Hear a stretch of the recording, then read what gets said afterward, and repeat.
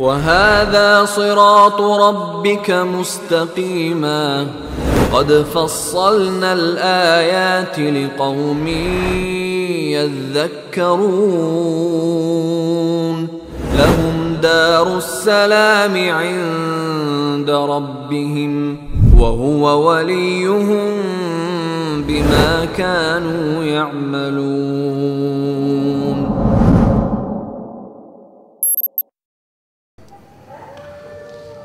Bismillahirrahmanirrahim. Assalamualaikum warahmatullahi wabarakatuh. Alhamdulillah hamdan katsiran thayyiban barakan fi kama yuhibbu rabbuna wa yardah. Wa sallallahu ala Muhammadin wa ala alihi wa ashabihi wa man tabi'ahum bi ihsanin ila yaumiddin. Asyhadu an la ilaha illallah wa asyhadu anna Muhammadan abduhu wa rasuluh. Allahumma la ilma lana illa ma 'allamtana innaka antal alimul hakim. Ikhwan wal akhwat, a'azakumullah. Alhamdulillah di malam hari yang penuh barokah ini insyaallah kita berkumpul kembali, dan malam ini spesial ya, kita kedatangan guru kita semuanya, Syekh Dr. Jamal Mahmud Al-Adni beserta keluarga. Alhamdulillah juga malam hari ini kita berkumpul di rumah salah satu pembina Al-Fityah, di rumah Pak Ahmad Taufik. Kita semuanya berterima kasih kepada beliau yang telah memperkenankan kita untuk mengisi kegiatan dan bersilaturahim ke sini. Ikhwan wal akhwat, azakumullah, insyaallah kita akan mendengarkan materi di malam hari ini. Sebelum masuk ke kitab yang baru, insyaallah nanti kita akan masuk ke kitab yang baru, judulnya At-Tamhid, At-Tanbih. Adapun sekarang materinya umum insyaallah. Taib. Alhamdulillah Syekh, nashkurukum bi hudurikum fi hadhihi lailah wa bi hudurikum fi Madinati Bandung. Jazakumullah ahsanal jazaa wa rafa'allahu qadrakum wa ajrakum. Amin. Insyaallah hadhihi lailah najtami listima' al-muhadarah wan nasihah minkum ya Syekh li lana katulab fi muassasah al-fityah wa katulabukum ini fi durusikum insyaallah. Wa yani nabda mubasyarah ala fadilati syekh fal yatafaddal mashkura. Bismillah walhamdulillah. Kama tahab al-akhwat yasma'una. Bismillah walhamdulillah wassalatu wassalamu ala Rasulillah wa ala alihi wa sahbihi wa man walahu, amma ba'd.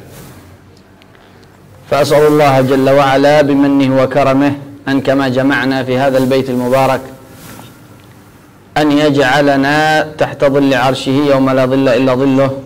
أسأله سبحانه أن يوفقنا لما يحب ويرضى، وأن يستعملنا في طاعته، وأن يجعل أعمارنا وأوقاتنا مملوءة بطاعته سبحانه جل وعلا. الشكر موصول للأستاذ هرفي حفظه الله تعالى والأخوة في مؤسسة الفتية جميعا، ونخص بالذكر أيضا الأستاذ الدكتور توفيق حفظه الله تعالى على هذه الاستضافة الطيبة، وأسأله سبحانه أن يجعل هذا في ميزان حسناته، وأن يجعل هذا البيت مباركا، وأن تحل عليه البركة بأهل القرآن. الكلمة التي هي في هذا الوقت الوجيز وهذا يعني الليلة وهذه الليلة المباركة هي تكون في يعني ختام هذا الكتاب الذي ختمناه بفضل الله، ومن قبله الكتاب الأول والثاني.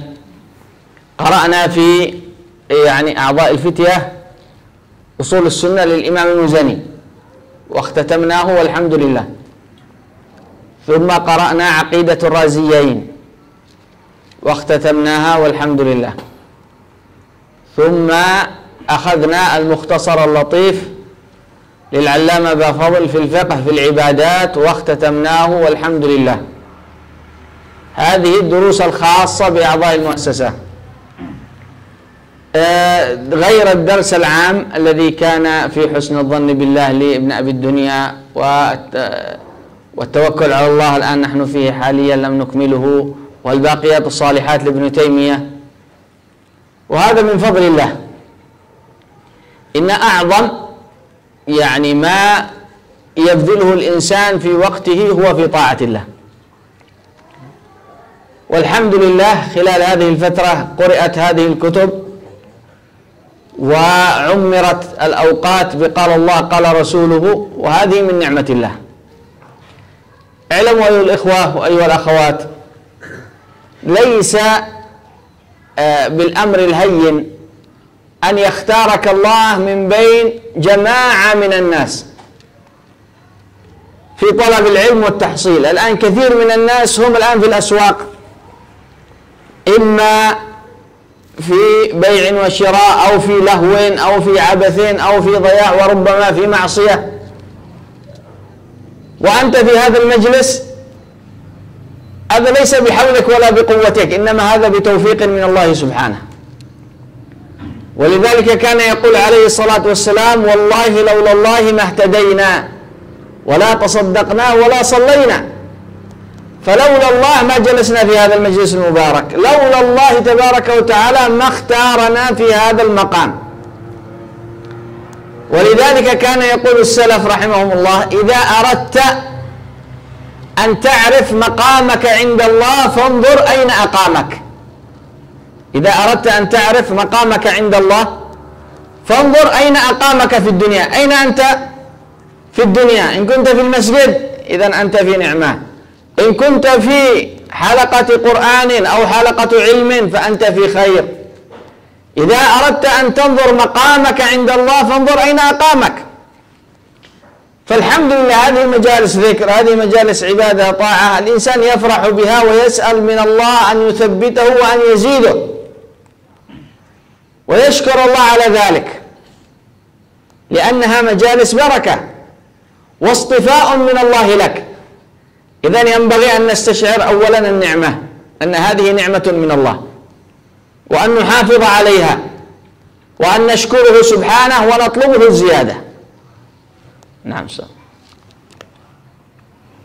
Bismillah.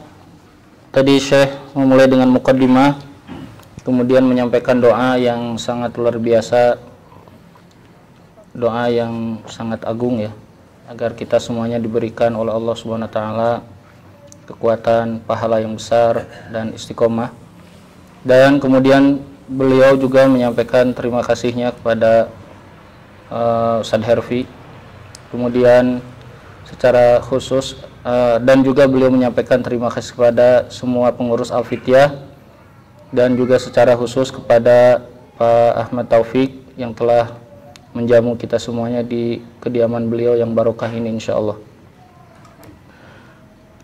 Apa yang disampaikan oleh Syekh yaitu adalah penutup dari pembahasan kitab-kitab Al-Fityah yang sudah dibahas sebanyak 3 kitab, yaitu adalah yang pertama Ushul Sunnah Al-Muzani, kemudian Aqidatur Raziyain, dan yang ketiga yaitu adalah Al-Mukhtasar Al-Latif dalam fikih ibadah.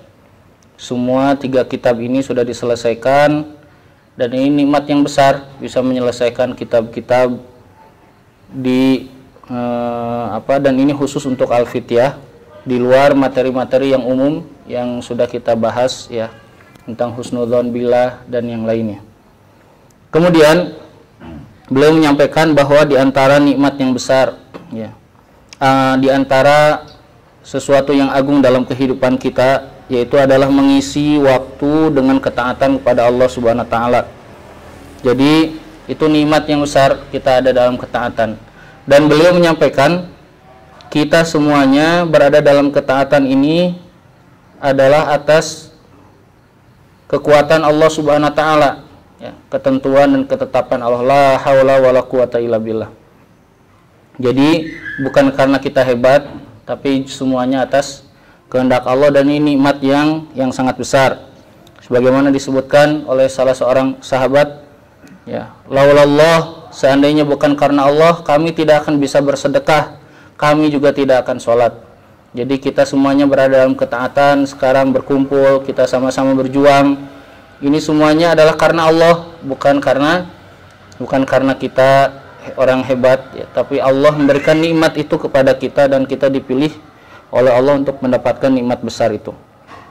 Maka Syekh menjelaskan, apabila kita ingin tahu kedudukan kita nanti, maka lihatlah kedudukan kita di dunia ini. Apabila kita ingin tahu kedudukan kita kelak, maka lihatlah kedudukan kita hari ini. Kita bersama siapa, di mana kita berdiri, disitulah nanti akan menjadi nilai kedudukan kita di akhir. Dan ya, ini adalah nikmat yang besar. Beliau mengulang-ulang bahwa nikmat ini harus dijaga, dan ini nikmat yang tidak semua diberikan kepada setiap manusia.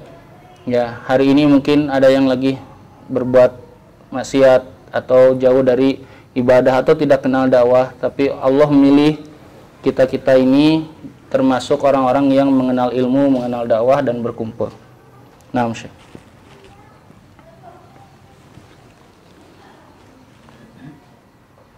Allah Jalla wa Ala في سورة الكهف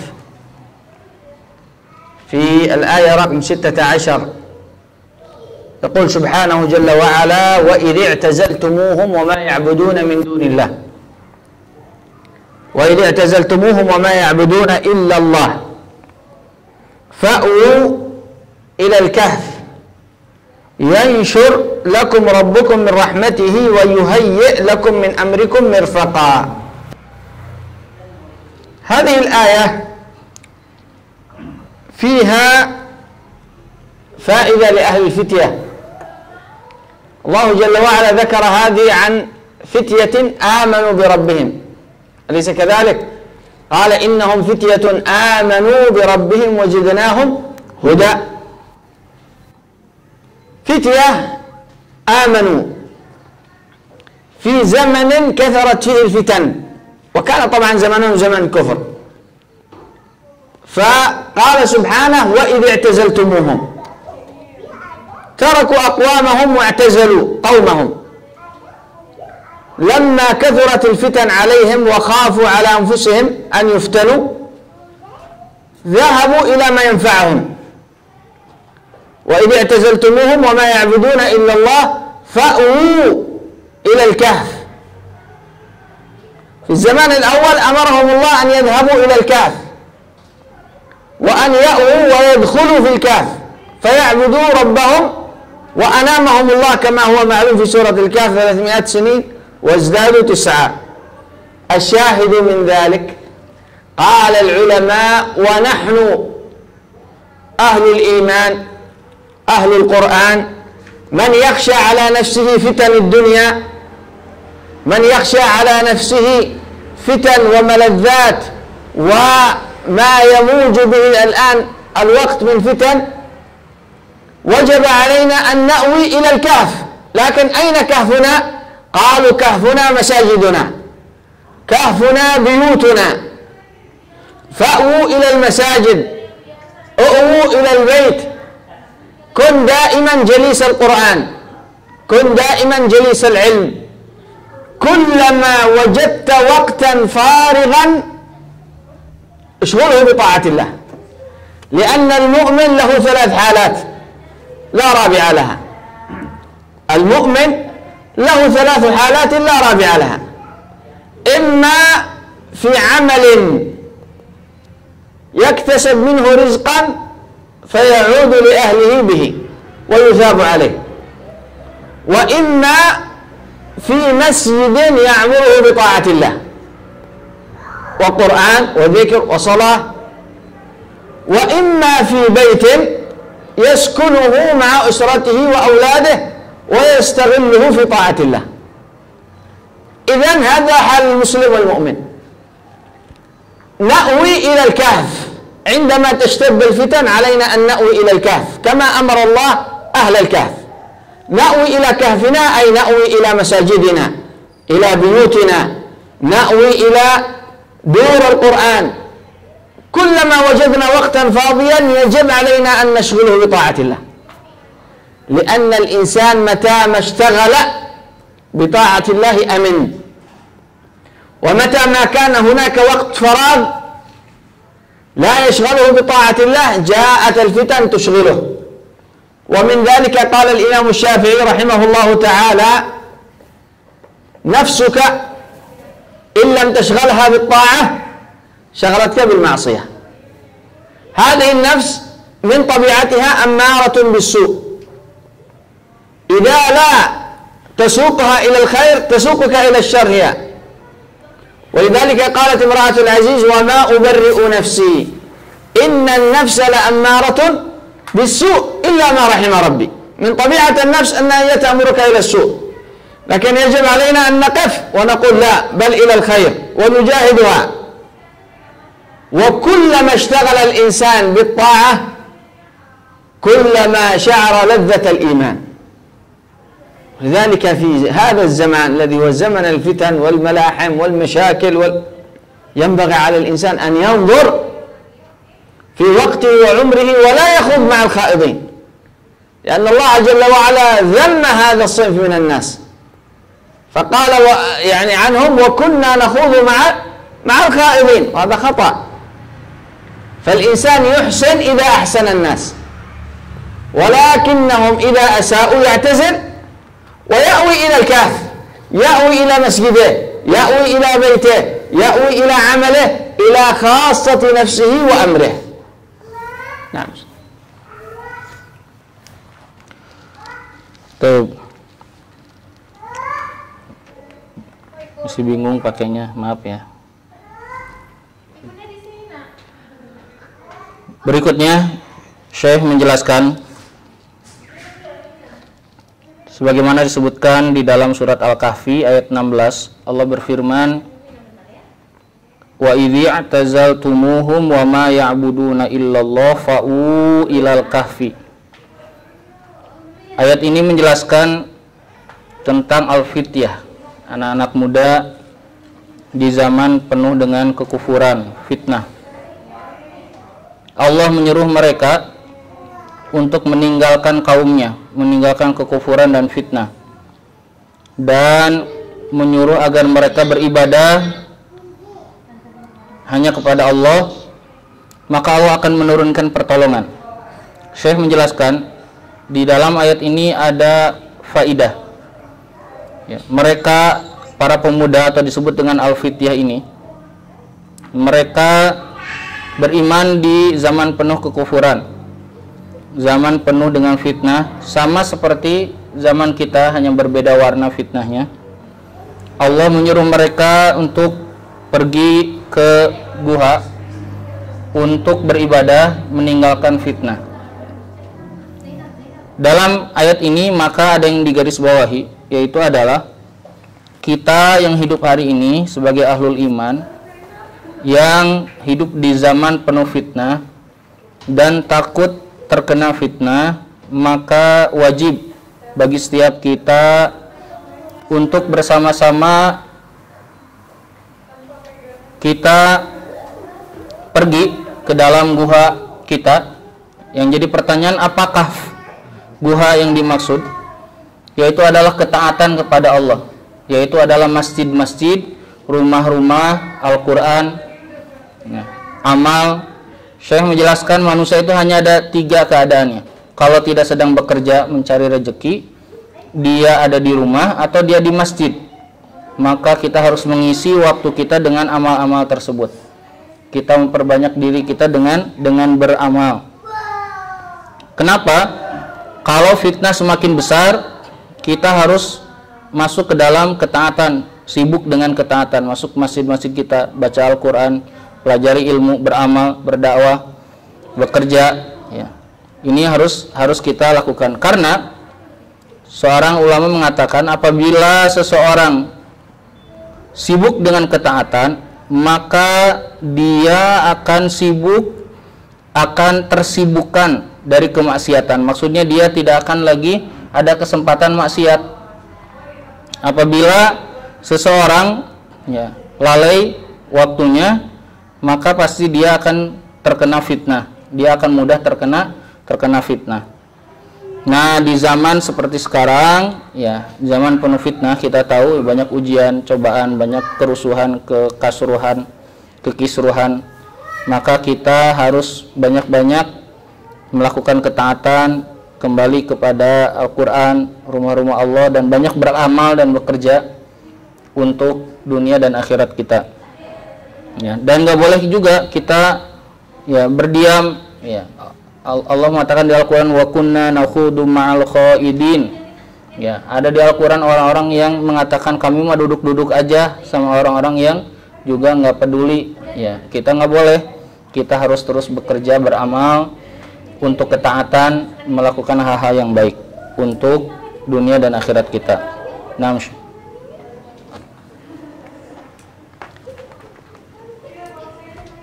أيضا مما نتواصى به في هذا الزمان ما أوصى به النبي عليه الصلاة والسلام للمقداد بن الأسود. جاء في الحديث الصحيح عن المقداد بن الأسود رضي الله عنه وأرضاه قال رضي الله عنه: سمعت النبي صلى الله عليه وسلم يقول: إن السعيد لمن جنب الفتن، إن السعيد لمن جنب الفتن، إن السعيد لمن جنب الفتن ولمن ابتلي فصبر. قال المقداد بن الأسود: وسمعته يقول: إذا رأيتم الناس قد مرجت عهودهم وخفت أماناتهم، يعني إذا رأيت الناس يخوضون في الفتن وتخاف منهم ومن أماناتهم، ترى أنهم يعني يستعملون الشر والفتن ولا تأمنهم ولا تأمن على دينك منهم. قال رحمه الله: وقال عليه الصلاة والسلام: إذا رأيت الناس مرجت عهودهم وخفت أماناتهم وكانوا هكذا، وشبك عليه الصلاة والسلام بين أصابعه، قال: ورأيت الناس هكذا. قال المقداد: وشبك النبي عليه الصلاة والسلام بين أصابعه. إذن قال صلى الله عليه وسلم: قال فقمت إليه فقلت: يا رسول الله، هذا المقداد الأسود قال: فقمت إليه فقلت: يا رسول الله، وما العمل؟ كيف أفعل عند ذلك؟ جعلني الله فداك يا رسول الله، كيف أفعل إذا كان هذا الحال؟ اشتبكت الأمور، فتن، مشاكل، إذن كيف الحل؟ وهنا جاءت وصية النبي عليه الصلاة والسلام، فقال عليه الصلاة والسلام: إلزم بيتك وعليك لسانك، أو املك لسانك، يعني امسك لسانك والزم بيتك، وخذ بما تعرف، خذ بما تعرف الشيء الواضح، ودع ما تنكر، وعليك بأمر خاصة نفسك، ودع عنك أمر العامة. والحديث في مسند الإمام أحمد. قال عليه الصلاة والسلام، وهي وصيته: إذا رأيت الناس عهودهم مرجت، فتن، مشاكل، علاج، تصبح الأمر أو يصبح الأمر بالنسبة لك مشكل، تصبح حيران، إذن الآن ماذا الحل؟ قال عليه الصلاة والسلام: أول شيء الزم بيتك، من عملك إلى بيتك، وامسك لسانك، لا تتكلم، لا تشارك، انظر فقط، وامسك لسانك، واشتغل بأمر نفسك. وما نشتغل بأمر نفسك؟ يعني اشتغل بأمور نفسك، من عمل الدنيا لنفسك، اشتغل بالقرآن، بطلب العلم، كل ما كان نفعا لنفسك اشتغل به. وقال عليه الصلاة والسلام وبعد ذلك خذ بما تعرف، اتبع الشيء الواضح ودع ما تنكر. خذ ما تعرف ودع ما تنكر. الشيء الذي فيه إنكار ولا تعرفه اتركه، لا تخوض فيه.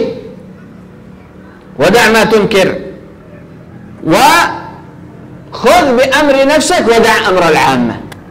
يعني لا تدخل مع الأمور العامة التي لا تستطيع أنت أن تحدد فيها الصح من الخطأ والصواب من الحق.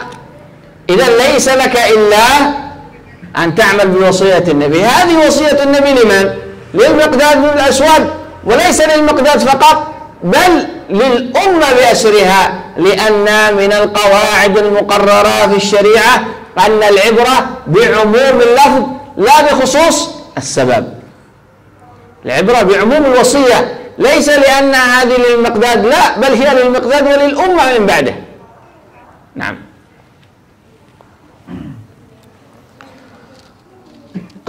Tadi disebutkan satu ayat oleh Syekh, yaitu adalah wa kunna nakhudu ma'al khaidin.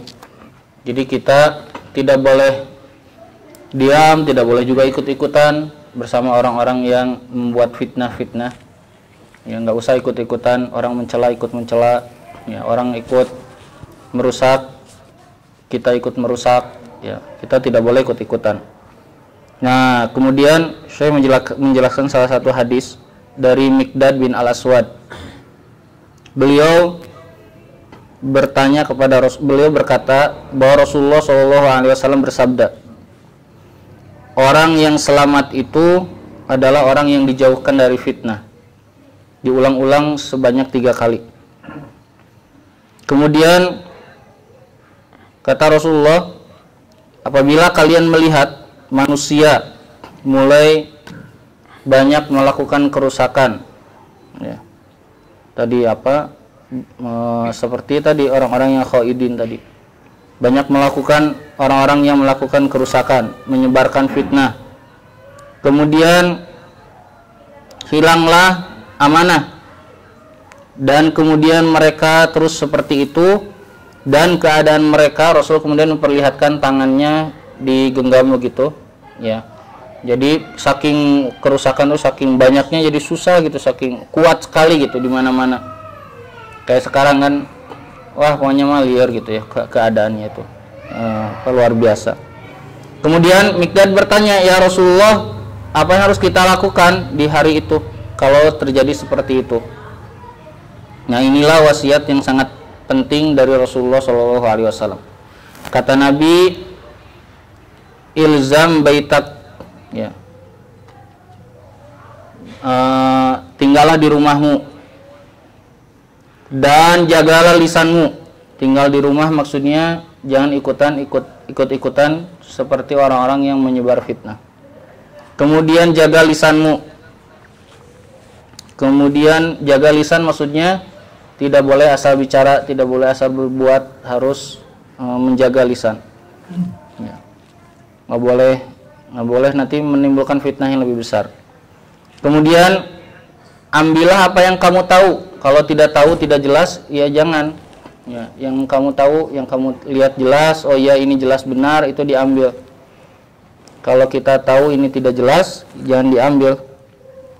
Kemudian tinggalkanlah apa yang kamu ingkari, yang kamu tahu bahwa itu jelek, buruk, tinggalkan.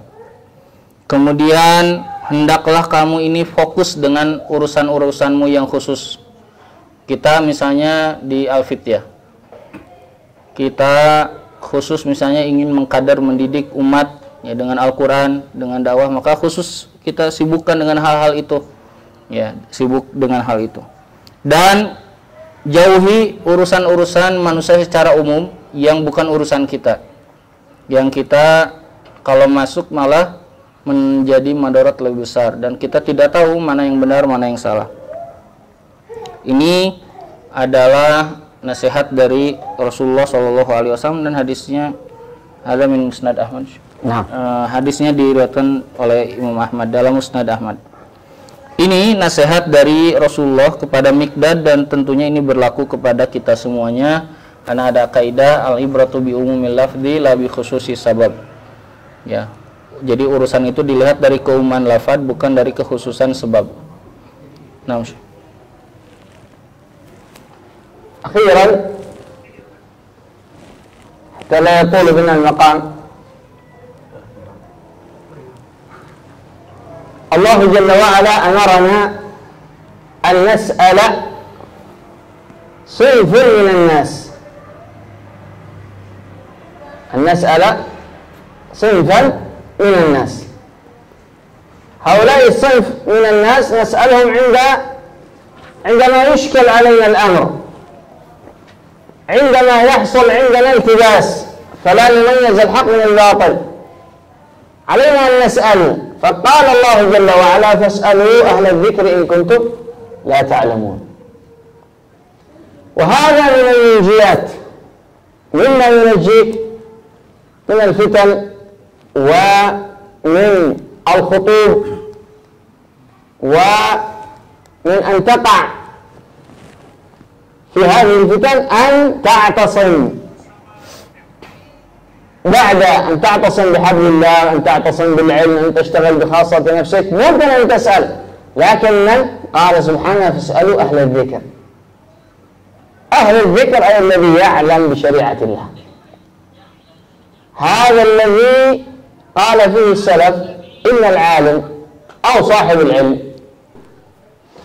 بعد حدودها يعرفها الناس، ولذلك قال سبحانه فاسألوا أهل الذكر إن كنتم لا تعلمون. يعني تسأل تتبصر، لكن ليس كل إنسان، لا تسأل أي إنسان، اسأل من هو فاهم بالشريعة، من هو عاقل مدرك، من هو مدرك للمصالح والمفاسد، من هو مدرك لعواقب الأمور، من هو متعقل. لا تسأل المتسرع، لا تسأل المتشدد الذي ربما فتواه تضر أكثر مما تنفع. فاسأل من هو أعقل وأحكم وأعلم حتى يبصرك بعد ذلك بما هو الصواب وما هو الخطأ. استشير، هل هذا كذا؟ اسأل، لابد، هذا عند استشكال الأمر، مع اشتغالك كما قلنا بخاصة نفسك والطاعة والعبادة، ولأن هذا هو الذي أمرنا فيه النبي عليه الصلاة والسلام. ونختم به حديثه عليه الصلاة والسلام في صحيح مسلم عن معقل بن يسار: العبادة في الهرج كهجرة إلي. العبادة في الهرج، قال الإمام النووي في شرح مسلم: الهرج هو اختلاط أمور الناس والفتنة، هذا هو الهرج. فالعبادة في الهرج يعني العبادة عند حدوث الفتن، عند اختلاط الأمور. العبادة في هذا الزمان كهجرة إلى النبي عليه الصلاة والسلام. قال ابن العربي المالكي إن الهجرة كانت من بلاد الكفر إلى بلاد الإسلام حتى يفر الإنسان بدينه. كذلك الإنسان يترك الفتن ويشتغل بالطاعة كأنه يفر بإيمانه. أيضا الناس في أيام الفتن يشتغلون بالقيل والقال، فهذا يقول كذا وهذا يقول كذا وهذا يحلل وهذا يأتي بكلام وهذا يعني يقول بغيره وهذا بخلافه، بينما أنت منشغل بطاعة الله، منشغل بالقرآن، منشغل بالدرس، منشغل بالعلم. إذن هذه خير الأعمال. عبادة في الهرج كهجرة إلي، كأنك هاجرت إليه عليه الصلاة والسلام، بينما الناس هاجروا إلى الفتنة، أنت تهاجر إلى طاعة الله سبحانه جل وعلا. فأسأل الله جل وعلا بمنه وكرمه أن يوفقنا لما يحب ويرضى، وأن يأخذ بنواصينا بالبر والتقوى. Nah. Terakhir, Syekh menjelaskan, menyampaikan nasihat bahwa Allah Subhanahu wa taala di dalam Al-Qur'an menyuruh kepada kita untuk bertanya ke satu golongan dari manusia yang hanya ini yang disuruh ditanya, yaitu adalah ahlul ilmi. Allah mengatakan fas'alu ahla dzikri in kuntum la ta'lamun. tanyalah mereka yang punya pengetahuan, punya ilmu, punya keilmuan yang benar, akalnya lurus, ya. Tanya mereka. Kenapa harus bertanya kepada mereka? Para salaf mengatakan orang yang berilmu itu mereka sudah bisa melihat akan munculnya fitnah sebelum fitnah itu terjadi. Ketika fitnah itu terjadi, barulah manusia secara umum tahu, oh ini ada fitnah. Orang berilmu mungkin sudah tahu, ini sudah mungkin akan terjadi begini, akan terjadi begitu, melihat ciri-cirinya. Dan yang dimaksud tanya ini bukan sembarangan orang, ya, bukan orang yang keras atau asal melarang, asal begini dan begitu, menambah madorot yang lebih besar atau membuat manusia lari dari agamanya, bukan, ya. Yang dimaksud adalah mereka yang punya ilmu, bijaksana, berakal, ya, yang bisa mengarahkan kita. Maka carilah mereka dan tanyalah mereka, ajak bicara, diskusi dengan mereka sampai kita tahu mana yang benar dan mana yang salah. Nah, maka terakhir Syekh menjelaskan, di zaman penuh fitnah ini marilah kita sama-sama, ya, dengan urusan ketaatan, ya, sibuk dengan urusan ketaatan. Sebagaimana dalam hadis riwayat Muslim, ya, disebutkan al-ibadatu fil haraj kahijratin ilayya. Ibadah di waktu banyak penuh fitnah itu seperti hijrah kepadaku. Jadi kenapa disebutkan oleh Syekh tadi, dijelaskan karena manusia di zaman penuh fitnah akan lebih sibuk dengan katanya daripada sibuk dengan beramal dan melakukan ketaatan. Jadi akhirnya lupa baca Quran, lupa sholat, lupa berdoa minta pertolongan, ya, karena sibuk dengan kata ini kata itu, sehingga semakin banyak fitnah, semakin besar. Maka ini nasihat langsung dari Rasulullah SAW. Semoga Allah menjaga kita semuanya dari fitnah yang ada di zaman kita. Baik, itu nasihat yang disampaikan dalam materi di hari ini. Karena biar ada tanya jawab, ya, kita langsung buka tanya jawab. Mungkin agak panjang, tidak apa-apa kalau masih berkenan. Ya, mungkin kita akan naftah mubasyarah soal jawab. Baik. Yang mau bertanya pertama silakan, ya. Nah, lupa ya.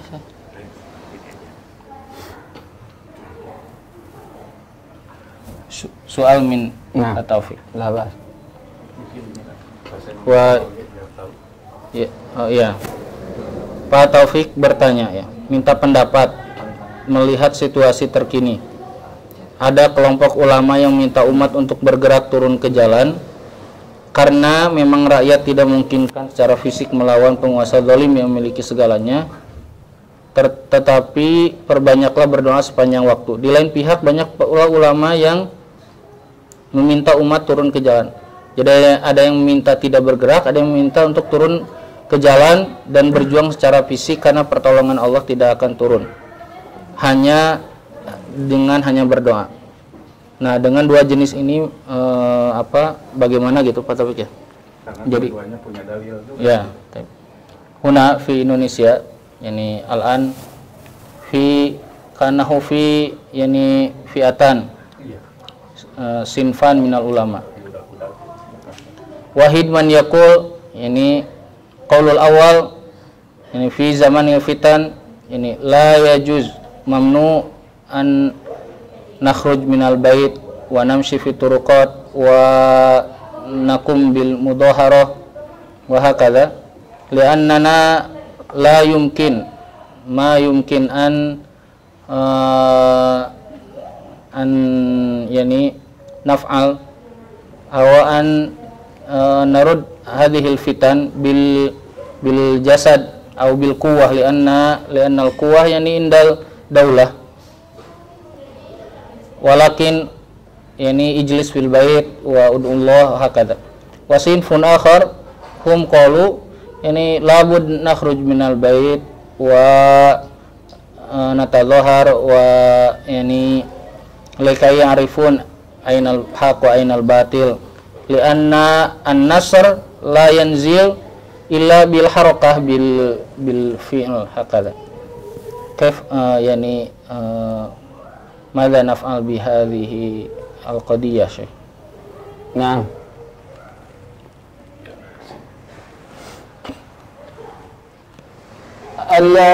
الآن مسألة، وأن هذا السؤال مكون من مسألتين. المسألة الأولى حكم المظاهرات، ما حكم هذه المظاهرات في الشرع؟ هذا أولا. ثم الأمر الثاني، ما هو الأصلح أو ما هي المصلحة المتحققة من هذه المظاهرات، وما هي المفسدة. أما مسألة حكم المظاهرات فالقول الصواب والله أعلم بالصواب أن المظاهرات حكمها يختلف من بلد إلى آخر، ليست حكمها كلها سواء، ليست البلاد سواء، البلدان تختلف من حيث الأنظمة ومن حيث كل دولة لها حكومة ولها نظام. هناك أنظمة تجيز للناس أن يعبروا بالمظاهرات وفق دستور يقسم عليه الحاكم فيقول أقسم بالله أن أطبق ما في هذا الدستور، وموجود في هذا الدستور أن للشعب الحق أن إذا أراد أن يعبر عن رأيه يخرج إلى الشارع. هذا موجود في الدستور، هو يقسم عليه. إذا خرجوا إلى الشارع لا يسمى هذا خروج، أولا لا يسمى خروج شرعي. فهذا من حيث مبدأ الدستور هو موجود. حكمه الشرعي لا يمكن أن تقول هذا الأمر يعني في حكم الشرع خروج وأن هذا من أفعال الخوارج. لا، هذا كلام غير صحيح، ومن قال هذا فهو ليس ضابط للمسألة، لأن هذا لا يسمى خروج حتى في لغة الفقهاء، إنما الخروج عند الفقهاء هو الخروج بالسيف على حاكم عادل، وصورة هذا غير موجودة هنا. هذا الأمر الأول. الأمر الثاني، ما هو المتحقق من هذا؟ نحن نقول والله أعلم أن هذه المظاهرات قد يعني في عامة البلدان قد أظهرت أنها يعني لا تأتي بخير، أو قل لا تحقق المصلحة. خرجت الناس وكان في الدستور أنه يجوز لهم أن يخرجوا، لكن إذا بالعسكر والحكومات تقتلهم في الشارع. فإذا قد هو يقول لك اخرج، لكن بعد ذلك يقتلك. إذن المصلحة غير متحققة.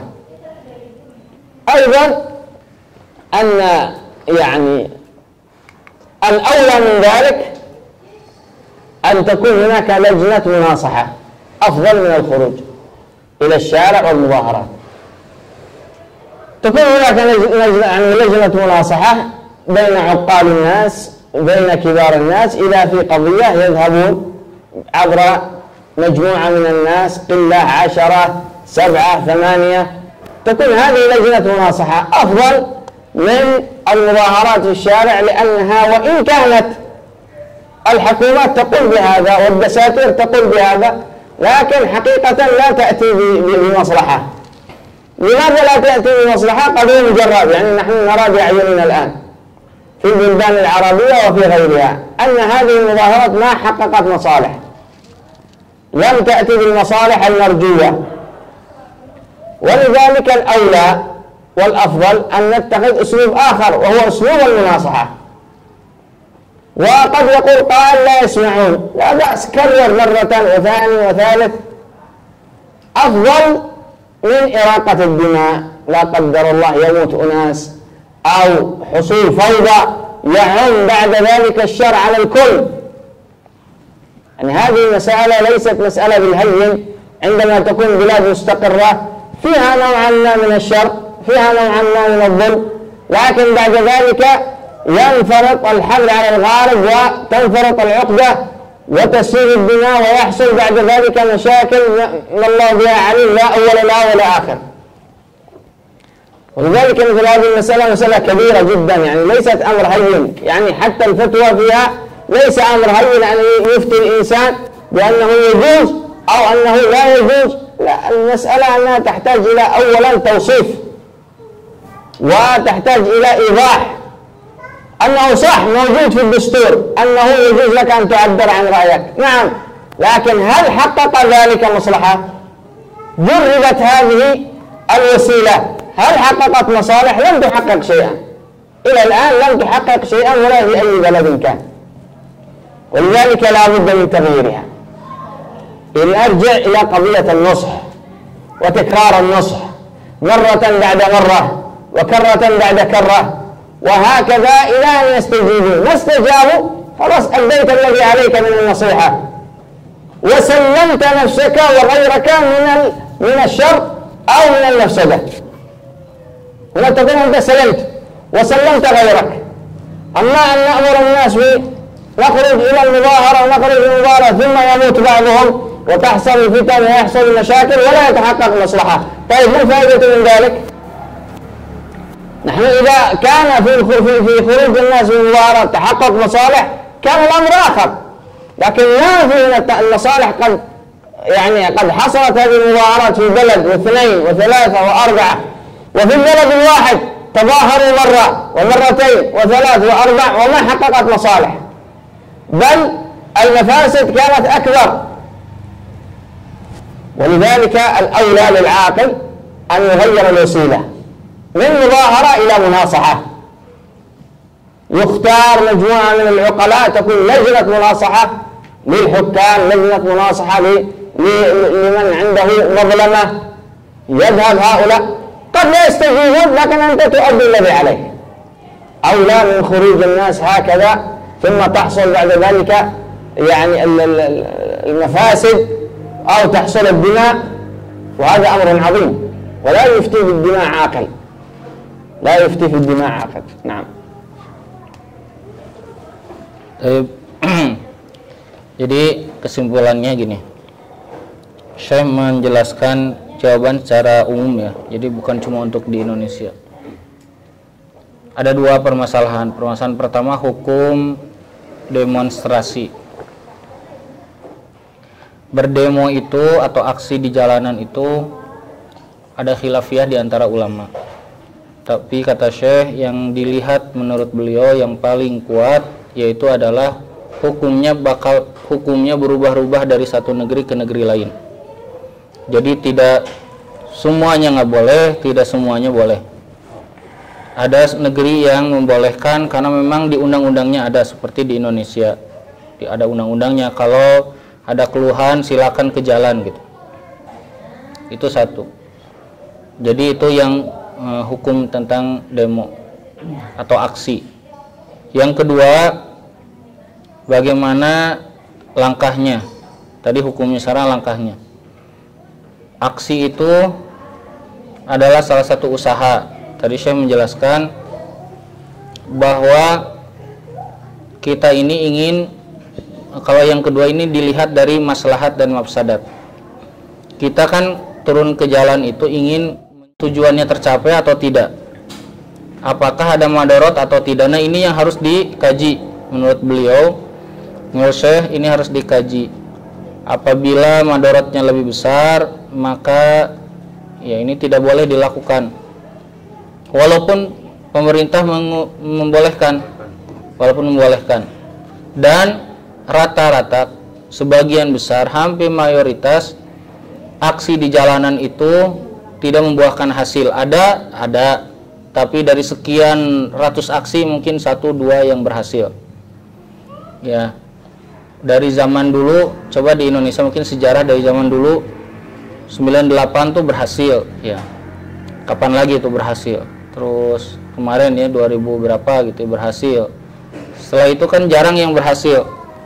Yang muncul adalah kerusakannya yang lebih besar. Maka Syekh menjelaskan yang lebih baik itu orang-orang Indonesia yang berakal dan punya pengaruh kuat, mereka berkumpul buat tim, kayak kalau sekarang mah tim independen ya.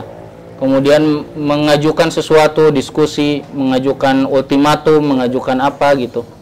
Atau nasihat-nasihat, atau Syekh menjelaskannya lajnah nasihat. Jadi berkumpul untuk menyampaikan nasihat kepada para pemimpin ini agar tidak berbuat salah misalnya, ya, kalau mereka berbuat salah. Nah ini lebih baik daripada yang dilakukan seperti itu. Kenapa? Karena seorang muslim yang berakal tidak mungkin mengambil jalan yang akan menyebabkan hilangnya nyawa. Turun di jalanan itu salah satunya bisa menghilangkan nyawa. Terus gimana kalau sudah dinasehati dan nggak berhasil wae? Nah, dengan aksi juga mereka bakal lebih keras lagi, ya akan lebih keras lagi. Jadi kalau tidak berhasil terus berikan nasihat. Jadi tidak menjamin, ngasih nasihat tidak menjamin akan menerima, ya turun di jalanan juga tidak menjamin akan menerima, tapi madorotnya turun di jalanan lebih besar daripada memberikan nasihat begitu. Jadi dua-duanya tidak jaminan, misalnya bakal turun ke jalanan juga bisa jadi tambah keras, ya tambah kesel, ditangkepin orang-orangnya, ya dan begitu. Nah ini yang bahaya. Jadi tidak ada yang menjamin. Jadi ini dilihat dari maslahat dan mafsadat. Jadi Syekh tadi menjelaskan hukum seperti ini tidak bisa rata, nggak boleh sama sekali, tidak boleh, tidak bisa juga pokoknya harus turun gitu. Harus dilihat dulu poin per poinnya, harus jelas mana maslahat, mana madorotnya, langkahnya sudah betul atau tidak, ya tidak asal begitu saja. Kenapa? Karena ini kaitan dengan umat yang mungkin banyak yang nggak ngerti. Umat yang turun tuh banyak yang nggak ngerti itu, yang cuma di WA diajak dan mereka nggak ngerti. Atau mungkin yang melarang juga mungkin ada yang nggak ngerti kenapa saya ikutan mengharamkan misalnya. Nah jadi semuanya harus pakai ilmu dan penelitian yang kuat begitu. Itu jawabannya Pak Taufik. Mungkin kalau ada pertanyaan lain mah enggak? Siapa? Sama siapa?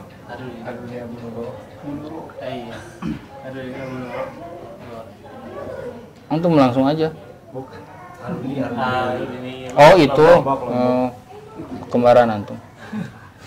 Sok dari Dinar dulu. Afwan Syekh dan Ustaz, cirinya ahlul ilmi, orang berilmu itu bagaimana? Karena apa? Cirinya ahlul ilmi. Karena zaman sekarang sudah banyak sekali orang yang mengaku dirinya berilmu, sehingga hampir sulit sekali membedakan mana yang benar dan mana yang salah. Soal min akhwat aja. Nah, ma sifat ahlul ilmi? Lianna al-an fi hadha zaman ya kathir minan nas yani yaqul annahu min ahlil ilm wa thumma ba'da dhalika yani jaa syubhat wa kahakadha hatta ma na'rif ainal haq wa ainal batil.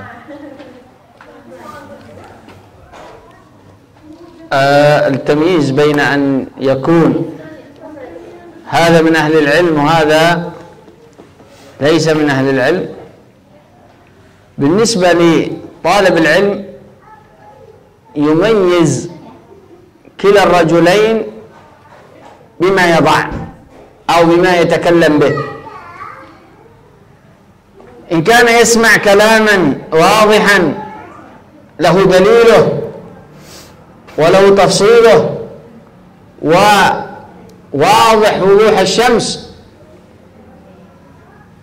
فهذا هو يعني الواجب اتباعه والأخذ به.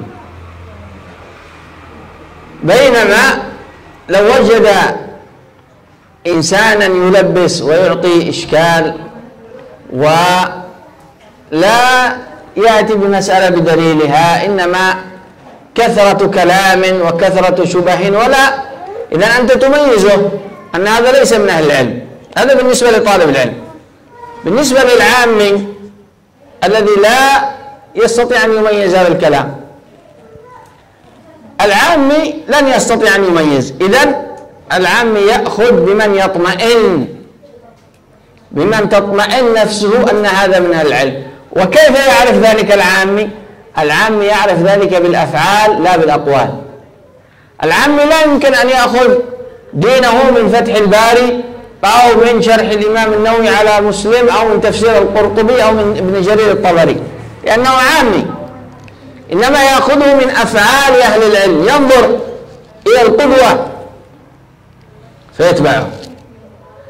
فالعامي عليه أن يأخذ بمن اطمأنت نفسه أن هذا من أهل العلم بصلاحه وعمله بينما طالب العلم عليه أن يميز بين المسائل بأدلتها، وينظر كيف يضع هذا المسألة، كيف يستدل لها، كيف نعم. هذا يعني بالنسبة للأحياء. أما بالنسبة للأموات فقد قال ابن مسعود: عليكم بمن مات فإن الحي لا تؤمن عليه الفتنة.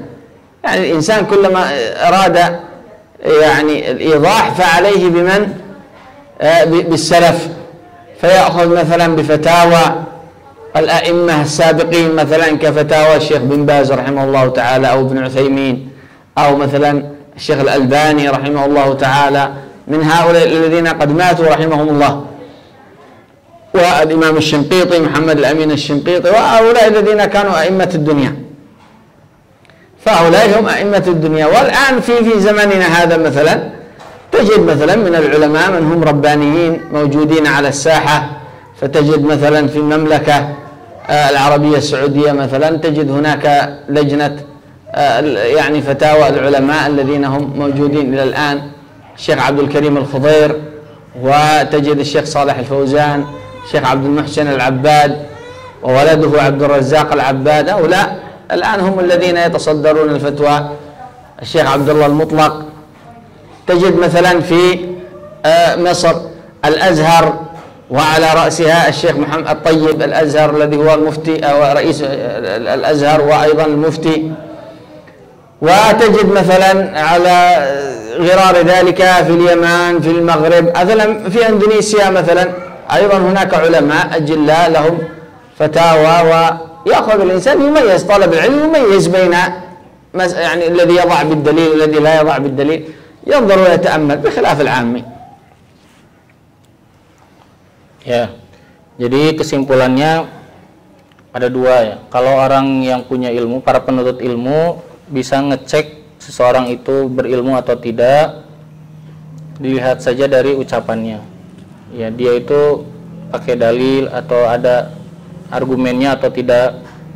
Kemudian kalau ditanya dia punya argumen atau tidak. Kalau ada orang bicara tapi tidak ada argumennya, kan orang kan bisa dilihat. Kalau orang penuntut ilmu bisa melihatnya. Oh, ini nggak benar ngejelasinnya, orang penuntut ilmu bisa tahu, ya. Oh, berarti dia bukan berilmu. Bagaimana kalau orang awam? Nah, yang kedua orang awam. Kalau orang awam, maka lihat dari perbuatannya. Ya, apakah kalau dari ucapannya orang awam kan nggak tahu, ya namanya orang awam nggak tahu ini benar apa enggak, disebutkan aja misalnya hadis, ya, dia nggak tahu itu hadis apa bukan. Nah, maka lihat dari perbuatannya lurus atau tidak, ya. Kemudian ambil mereka yang menurut kita hati kita ini tenang, ya, ada ketenangan dalam hati kita untuk belajar mengambil ilmu darinya. Nah, ini untuk bagi orang awam. Kemudian bagaimana kalau ngambil dari ulama-ulama yang sudah meninggal? Ya, tentunya sudah banyak dari ulama-ulama yang dikenal di dunia ini yang bisa kita ambil ilmunya, yang sudah meninggal, misalnya yang ulama-ulama mutaakhirin, ya, kayak misalnya Syekh bin Baz, ya, Syekh Utsaimin, ya, Syekh Albani, ya. Kemudian yang masih hidup sekarang di sana masih banyak di Timur Tengah, ya, di Saudi, di Mesir, Syekh Muhsin Al-Abbad, putranya Syekh Abdul Razak, ya, Syekh Saleh Fauzan, dan yang lainnya di Al-Azhar juga ada. Jadi ambil dari mereka semuanya, ya. Jadi gitu, kalau orang yang nggak mengerti maka lihat perbuatannya, tidak hanya lihat ucapannya, perbuatannya juga dilihat, ya. Kemudian hati kita tenang atau kalau kita misalnya masih ragu, tanyakan ke orang yang kalau bicaranya dengan ilmu benar atau tidak ini. Jadi memang harus betul-betul teliti dalam hal ini. Baik, ada lagi pertanyaan?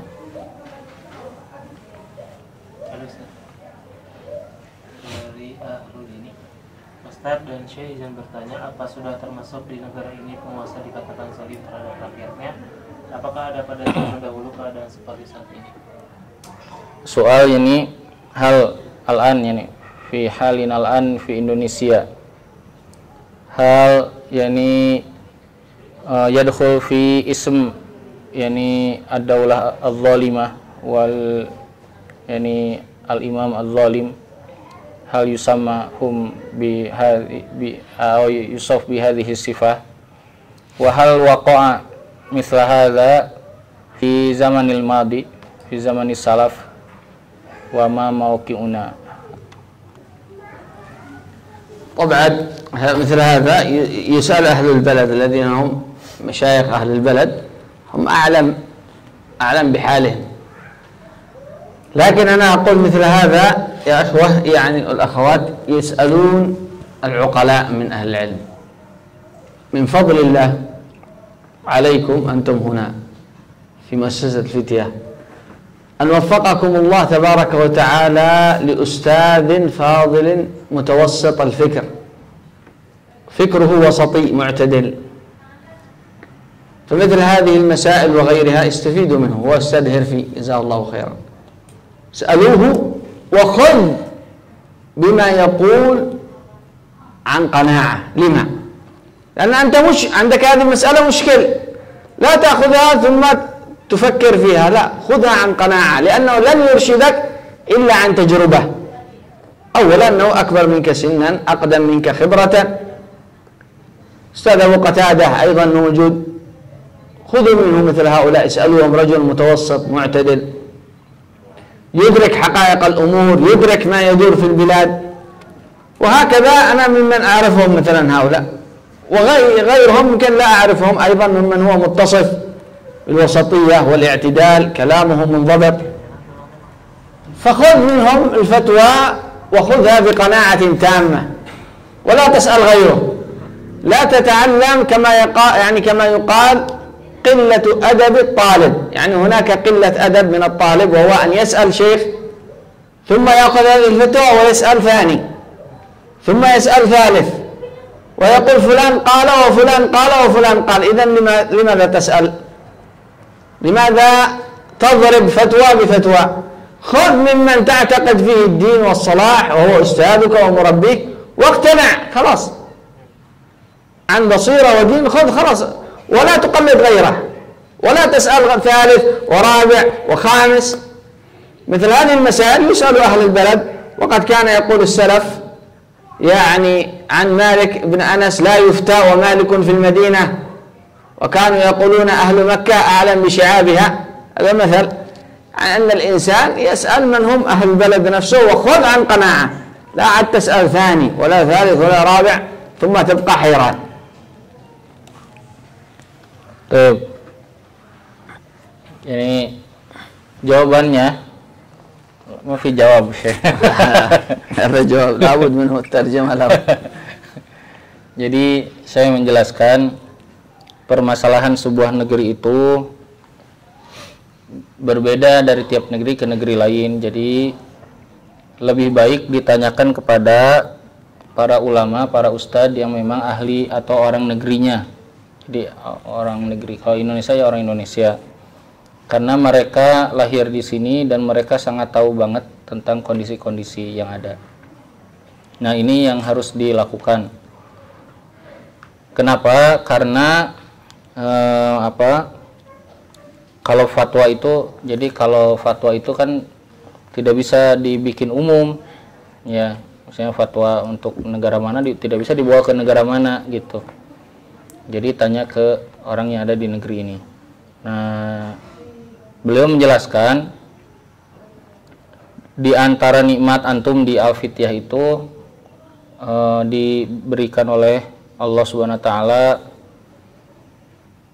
takdir yang besar, ya, atau nikmat yang besar, yaitu adalah mendapatkan guru-guru yang berada di tengah, ya. Di tengah yang dimaksud, ya, punya pemikiran yang tidak sembarangan dan tidak keras, ya, tidak keras, tidak asal bid'ah, tidak asal haram, ya, tidak juga asal menggampangkan, ya, tapi betul-betul hati-hati dalam memberikan jawaban-jawabannya. Tadi saya sudah menjelaskan, sebutkan nama-namanya. Ya tentunya antum sudah tahu ya apa yang harus dilakukan saat ini, kondisi saat ini ya. Kalau sebetulnya ini saya menyuruh saya menjawab ya. Jadi bagaimana pertanyaan seperti ini ya, antum sudah tahu jawabannya ya. Kalau namanya fitnah di akhir zaman ya memang sedang ada ya, sedang ada, dan kita harus hati-hati. Tadi kan ada nasihatnya, Syekh sudah menjelaskan hadisnya ya. Saya tuh sering ya ada di sebuah grup saya tuh banyak banget ya di handphone, ada ngirim ya, ada yang nggak senang sama Islam ngirim beritanya hoax, ada yang semangat sama Islam ngirim beritanya hoax juga gitu. Ini teh kumaha sih saya tahu ya, nggak benar, yang ini nggak benar, nanti udah 2 jam dikirim lagi, maaf yang tadi teh salah beritanya sana gitu. Itu tuh berita berapa tahun lalu. Banyak nggak yang itu? Pernah lihat nggak antum? Ya sering itu terjadi. Oh, ya. Nah, jadi ini dua-duanya kan, yang ini ya yang di kiri nggak benar, yang di kanan ini berperilaku juga salah gitu. Nah, kita ya nggak boleh gitu. Kita tuh ingin menang tapi dengan cara yang salah ya nggak bisa gitu, nggak bisa gitu. Jadi ya itulah, pokoknya ini mah urusan fatwa, jadi Syekh intinya menyerahkan ke ustadz-ustadz yang ada di negerinya.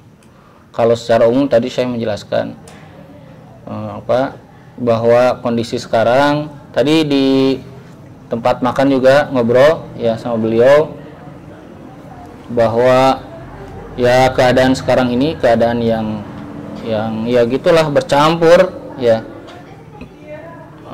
susah mencari mana yang benar mana yang salah.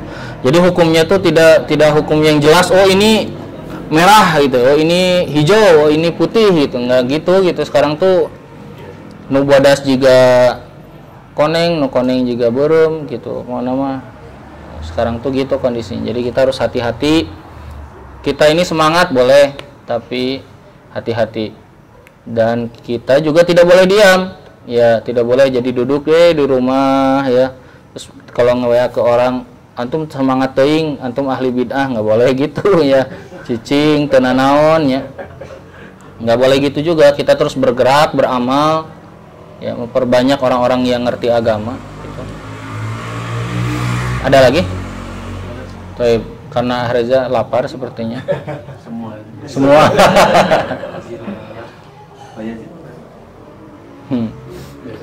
Ada pertanyaan, Pak Yazid? Sudah terwakili sama. Terwakili. Baik. Ikhwan wal akhwat, alhamdulillah kita akhiri majelis kita di malam hari ini. Semoga ilmu yang kita raih semakin barokah dan ikatan ukhuwah di antara kita juga semakin kuat. Kita dipertemukan bukan untuk urusan dunia, tapi kita bertemu karena urusan akhirat. Semoga Allah Subhanahu wa taala memberikan kekuatan untuk istiqomah, bersabar dan menimba ilmu dengan baik. Ya, itu mungkin yang bisa disampaikan. Kita akhiri majelis kita dengan kafaratul majelis. Subhanakallahumma bihamdika asyhadu an la ilaha illa anta astaghfiruka wa atubu ilaik. Walhamdulillah. Assalamualaikum warahmatullahi wabarakatuh. Waalaikumsalam warahmatullahi wabarakatuh.